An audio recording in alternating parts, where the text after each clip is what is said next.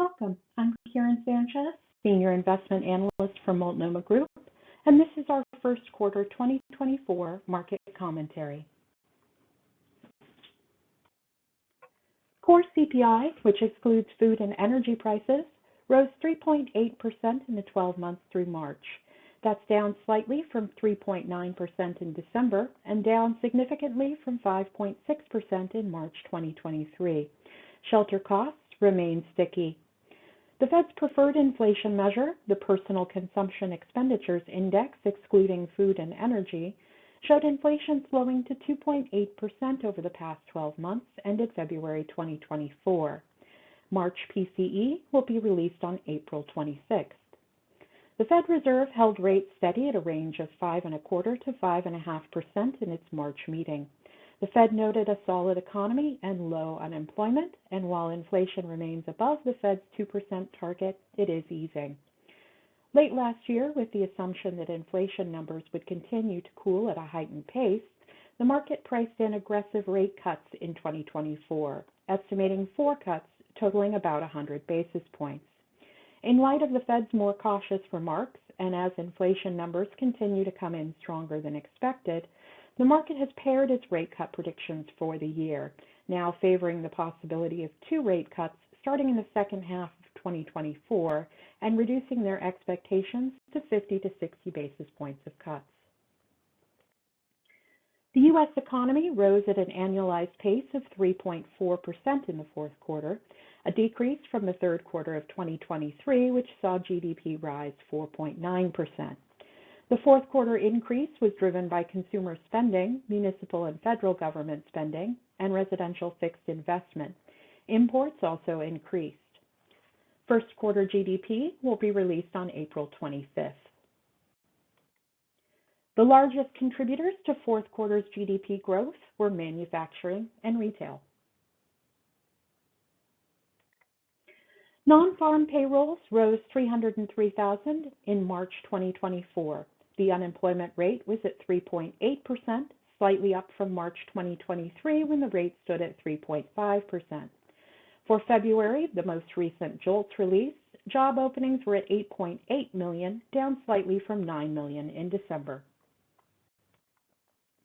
The surveys of consumers from the University of Michigan gauges consumer sentiment on personal finances and the short and long-term health of the general economy.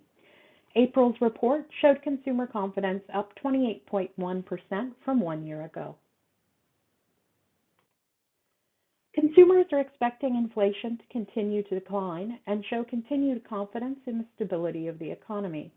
However, the University of Michigan's researchers note that consumer outlook could become volatile in the months ahead as the election season ramps up.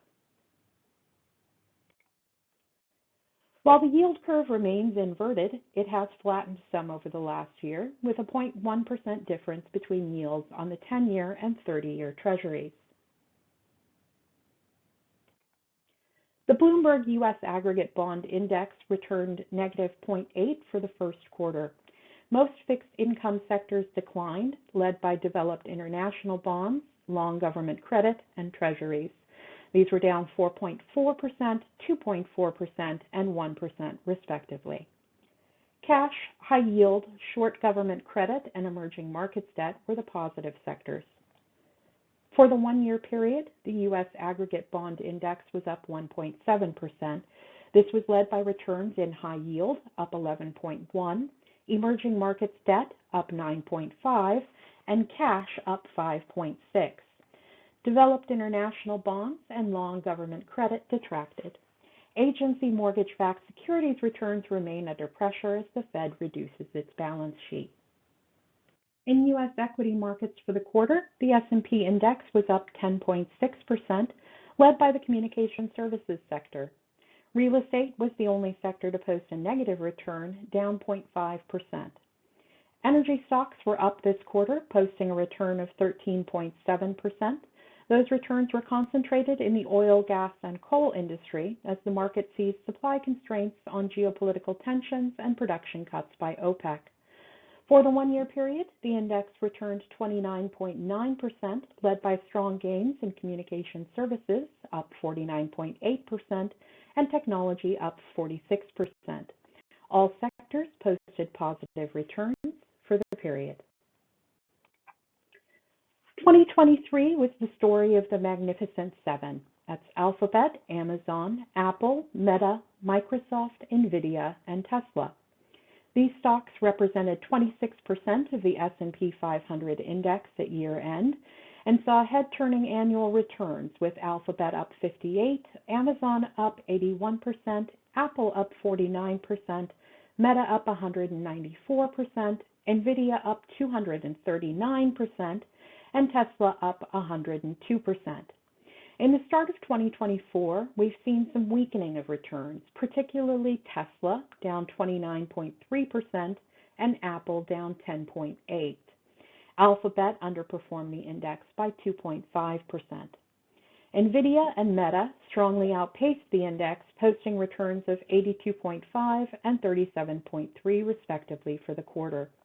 NVIDIA and Meta both experienced a strong tailwind on advancements in artificial intelligence. U.S. equity markets outperformed international and emerging markets during the first quarter.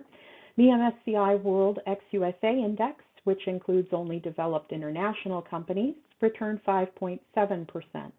The MSCI All-Country World ex-USA Index, which includes emerging markets, returned 4.8%. Emerging markets equities were up 2.4%, led by emerging markets Asia, up 3.4%. Emerging markets Latin America was the only region to post negative returns, down 3.9% for the quarter. The market continues to closely monitor Fed remarks for signs of rate cuts ahead. In remarks following the March meeting, the Fed stated the economic outlook is uncertain and the committee remains highly attentive to inflation risks. The next Fed meeting is April 30th and May 1st. The market's lessened concern regarding a potential recession and the promise of advancements in artificial intelligence have propelled earnings per share over the quarter. The AI boom particularly helped lift stock prices in the technology and communication services sectors. The trailing PE ratio for the Russell 1000 index was 25 times earnings. The Russell 1000 Growth Index was trading at 33.9, and the Value Index at 18.8 times earnings. This is above their long-term averages. We may see greater market volatility as we get closer to national elections. Traditionally, election rhetoric places an emphasis on the federal budget and health of the economy, raising the profile of these issues with consumers. This closes Multnomah Group's first quarter 2024 market commentary. We appreciate your time today.